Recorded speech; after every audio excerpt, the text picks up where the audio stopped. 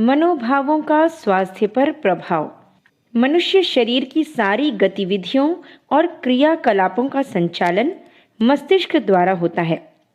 वैज्ञानिकों के अनुसार कोई भी इच्छा, आकांक्षा, विचार, भावना और संकल्प मस्तिष्क से ही उठते हैं तथा उन्हें पूरा करने की योजना बनाने का कार्य भी उसी के जिम्मे आता है। मस्तिष्क शरीर का प्रशासक, नियंता, संचालक और निर्देशक है, तो स्वाभाविक ही है कि उसकी स्थिति एवं दशा का प्रभाव शरीर पर भी पड़ेगा। प्रशासक यदि अयोग्य और अकुशल होगा तो व्यवस्था भी गड़बड़ाएगी ही। संचालक के हाथों हुई किसी भी गलती का प्रभाव उसके अधीन क्षेत्र पर भी पड़ता है। आधुनिक मनोविज्ञान इस दिशा में कई महत्वपूर्ण खोजें कर चुका है और उन निष्कर्षों पर पहुंच चुका है जिनका प्रतिपादन प्राचीन काल में महर्षियों ने किया था। मनोभावों का स्वास्थ्य पर क्या प्रभाव पड़ता है, इस दिशा में कई प्रयोग हुए हैं। पिछले दिनों अमेरिका के न्यूयॉर्क शहर में रहने वाला एक युवक एलेक्सी सेंट मार्टिन अपने एक मित्र द्वारा असावधानी से चल गई बंदूक के कारण घायल हो गया। गोली पेट में लगी थी और पेट में 2 इंच व्यास का छेद हो गया था। लगता था कि बचना मुश्किल है। फिर भी डॉक्टर विलियम बोमोर्ट नामक एक चिकित्सक ने उसे बचाने का भरसक प्रयास किया। डॉक्टर बोमोर्ट के प्रयासों से मार्टिन की प्राण रक्षा तो हो गई, पर पेट के भीतर वह सुराख बना रहा। उसके पेट की बाहरी और आंतरिक त्वचा तो जुड़ गई, पर पेट के भीतरी अंगों में ऐसा विकार आ गया जिससे कि उसका खाया हुआ भोजन साफ दिखाई देता था। डॉक्टर बोमोर्ट ने मार्टिन की पूर्ण सहायता और देखभाल की। उसे अपने साथ भी रखा ताकि वह भोजन की पाचन प्रक्रिया को उसके पेट में देखकर अध्ययन कर सके। डॉक्टर बोमोर्ट ने मार्टिन पर कुल मिलाकर 283 प्रयोगात्मक अध्ययन किए और उन प्रयोगों द्वारा प्राप्त निष्कर्षों के आधार पर एक पुस्तक लिखी। इस पुस्तक में बताया गया है कि पेट के सबसे अंदर की परत लाल गुलाबी मखमल सी दिखती है और वह श्लेष्मा से ढकी रहती है। ज्यों ही मुंह में भोजन रखा जाता है, यह परत और भी अधिक सुर्ख गुलाबी रंग की हो जाती है और श्लेष्मा से एक तरह का तरल पदार्थ स्रावित होने लगता है जो अमाशय में जमा हो जाता है। भोजन जब अमाशय में पहुंचता है तो श्लेष्मा और सिकुड़ने लगती है। फलतः वहां अधिक तरल पदार्थ जमा होने लगता है। यह तरल पदार्थ भोजन को अपने में लिपटाकर उसे गलाने लगता है। एक प्रयोग के दौरान मार्टिन को गुस्सा दिलाया गया। गुस्से की हालत में ही मार्टिन ने भोजन किया। उधर डॉक्टर बोमोर्ट परीक्षण करते रहे। उन्होंने देखा कि प्रयोग के दौरान रोगी मार्टिन को गुस्सा आने पर भोजन पचाने में अधिक समय लगा। डॉक्टर बोमोर्ट के इन निष्कर्षों की पुष्टि अन्य वैज्ञानिकों ने भी की है और बताया है कि उत्तेजित मनःस्थिति में किया गया भोजन स्वास्थ्य पर बुरा प्रभाव डालता है। खास तौर से पाचन संस्थान पर तो उसकी तुरंत ही प्रतिक्रिया होती है। न केवल उत्तेजना वरन निराशा, घृणा, उदासी, ईर्ष्या, द्वेष और तनावग्रस्त मनःस्थिति भी पाचन क्रिया को प्रभावित करती है। यदि ये मनोविकार देर तक टिके रहें तो पेट के रोग, यहाँ तक कि अल्सर भी हो सकते हैं। डॉक्टर जैक्सन का तो यहाँ तक कहना है कि पेट संबंधी सभी रोग अस्त व्यस्त मनःस्थिति के कारण होते हैं। अल्सर के फोड़े प्रायः पक्वाशय डिओडेनम में होते हैं, जो छोटी आंत का वह भाग है जिससे पेट की धुरी दूसरे सिरे से जुड़ी रहती है। तनावग्रस्त या निराश उद्विग्न मनःस्थिति में पेट की लहरदार सिकुड़न की गति बढ़ जाती है। फलतः पेट के भीतर विद्यमान खाई हुई वस्तुएं तथा अन्य रस पक्वाशय में आ जाते हैं। पेट की भीतरी परत तो श्लेष्मा द्वारा सुरक्षित रहती है। पक्वाशय में ऐसी कोई व्यवस्था नहीं होती। उत्तेजित और उद्विग्न रहने के कारण जब उपरोक्त प्रक्रिया बार बार संपन्न होती है तो पक्वाशय की भीतरी परत कई स्थानों से छिद जाती है और वहां फोड़ा बन जाता है। अल्सर के फोड़े पुरुषों को प्रायः 30 से 40 वर्ष की आयु के बीच होते हैं। ज्ञातव्य है कि जीवन का संघर्ष काल भी यही है। इसी वर्ग के लोग महत्वाकांक्षी होने के साथ साथ अहमन्य भी होते हैं। अहमन्यता के विपरीत कहीं कोई बात होती दिखी और संतुलन डगमगाया अथवा असंतुलन स्वभाव का एक अंग बन गया तो अल्सर के अलावा और भी कई रोग इसी उम्र में आ घेरते हैं। उदाहरण के लिए रक्तचाप और हृदय रोगों को ही लो। किसी भी उत्तेजनापूर्ण स्थिति में हृदय की धड़कन बढ़ जाना, सांस तेजी से चलने लगना, रक्त का दौरा तेजी से होने के कारण शरीर का गर्म हो जाना आदि बातें तो प्रत्यक्ष अनुभव की जा सकती हैं। यद्यपि ये सब व्यवस्थाएं प्रकृति ने मनुष्य की रक्षा के लिए ही की हैं, ताकि किसी संकट के समय शरीर के ये महत्वपूर्ण अंग पूरे शरीर की रक्षा करने में तत्परतापूर्वक सक्रिय हो जाएं।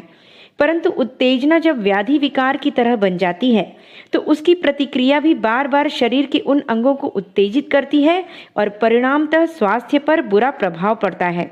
उतावली और हड़बड़ी में रहने की प्रवृत्ति प्रायः इन रोगों की जननी होती है। कामकाज निपटाने में उतावली से काम लेना और आराम करते समय भी कामकाज की चिंता इन रोगों का स्वागत करती है। यूं हृदय का दौरा अकस्मात ही पड़ता है, परंतु यह रोग कोई अचानक पैदा हो जाने वाली बीमारी नहीं है। प्रसिद्ध हृदय रोग विशेषज्ञ डॉक्टर जे बर्नार्डे के अनुसार यह बीमारी लंबे समय तक, यहाँ तक कि कभी कभी 20 वर्ष तक पनपती और बढ़ती रहती है। अनुमान लगाया गया है कि आधुनिक सभ्यता की यांत्रिक दौड़ जैसे जैसे तीव्र होती जाएगी, वैसे वैसे रक्तचाप और हृदय रोगों का आक्रमण बढ़ता जाएगा। इन रोगों से बचाव के लिए डॉक्टर जे बर्नार्डे ने कहा है, आप चाहे रोगी हो या ना हो, रोगी हो तो स्वस्थ होने के लिए अथवा रोगी ना हो तो इस रोग से बचने के लिए आवश्यक है कि आधुनिक सभ्यता द्वारा प्रदत्त जीवन दर्शन बदला जाए।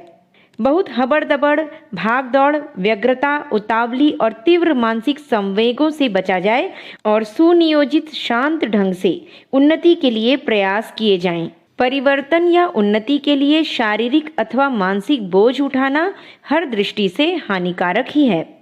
पाचन संस्थान, रक्तचाप और हृदय रोग ही नहीं, सिर दर्द जैसा साधारण रोग भी प्रायः मानसिक असंतुलन के कारण ही होता है।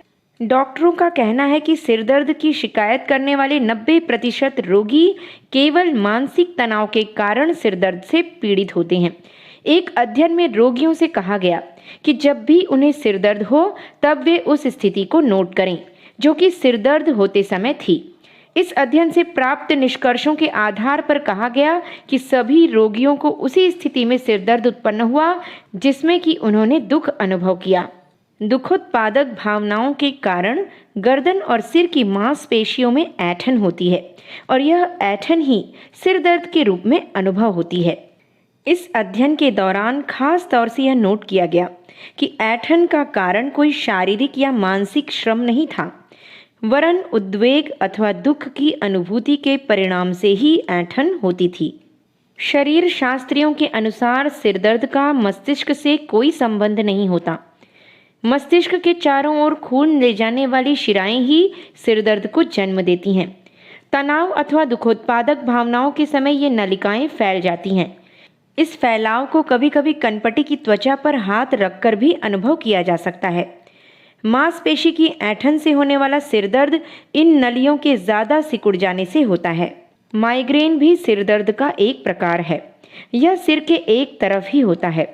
कई बार इसका आक्रमण होने पर जी मिचलाने, उल्टी होने तथा आंखों से ठीक ठीक न दिखाई देने की शिकायत भी होने लगती है। डॉक्टरों के अनुसार माइग्रेन का हमला उन लोगों पर ज़्यादा होता है जो स्वयं की स्थिति और आसपास की परिस्थितियों से बहुत अधिक असंतुष्ट या लगभग क्षुब्ध रहते हैं। स्वाभाविक ही ऐसी स्थिति में मानसिक तनाव उत्पन्न होता है और रोग हमला कर बैठता है। चिंता, तनाव, निराशा, हताशा, उद्विग्नता, क्रोध, ईर्ष्या, द्वेष आदि भावनाएं मन में क्षोभ और शरीर में रोग उत्पन्न करती हैं। इसमें कोई संदेह नहीं है। प्रकृति ने शरीर में ऐसी व्यवस्था कर रखी है कि स्वाभाविक क्रम से उत्पन्न होने वाले विकारों का परिशोधन अपने आप ही होता रहे। परंतु जब भावनाओं द्वारा भी विकार उत्पन्न होने लगते हैं तो शरीर की सुरक्षा व्यवस्था कमजोर पड़ जाती है और उसकी प्रतिक्रिया रोगों के रूप में उत्पन्न होने लगती हैं। इनसे बचना चाहिए और ऐसी परिस्थितियां उत्पन्न हों भी जबकि वास्तव में भावना क्षोभ उत्पन्न हो तो उनका समाधान सहज ही स्वीकार भाव से करना चाहिए। भावनात्मक संतुलन न केवल जीवन की एक अनमोल निधि है वरन वह जीवन जीने की एक कला भी है। इस कला के द्वारा जीवन हरा भरा, पल्लवित, पुष्पित और सुखी शांत बनाया जा सकता है। परंतु इस भावना क्षोभ का उपचार क्या है? डॉक्टर जॉर्ज स्टीवेंसन के अनुसार जब भी भावना क्षोभ या तनाव उत्पन्न होता है तो उसमें डूबने झुलसने की बजाय उसे पहचानने की कोशिश करनी चाहिए कि उसका क्या कारण है। वह कारण कुछ भी हो सकता है। जो भी कारण हो, उसका उपचार करने की बात सोचनी चाहिए, न कि उससे उत्तेजित होना चाहिए। स्मरण रखा जाना चाहिए कि समस्याओं से मुक्त कोई नहीं रह सकता है। अनादिकाल से प्रतिदिन कई कई लोग ऐसी समस्याओं में घिर जाते हैं कि कोई समाधान नहीं सूझता और आत्मघात कर लेने का मन होता है। परंतु वे समस्याएं जब निपट जाती हैं तो फिर सब कुछ सामान्य हो जाता है। इसलिए परिस्थितियों के शिकार व्यक्ति भी धैर्य द्वारा अपना मानसिक संतुलन बनाए रह सकते हैं। अकारण भावना क्षोभ पालने और रोगों को निमंत्रण देने में तो कोई समझदारी ही नहीं है। विस्तृत जानकारी के लिए इसी सीरीज की पुस्तक संख्या 161 से 170 पढ़ें।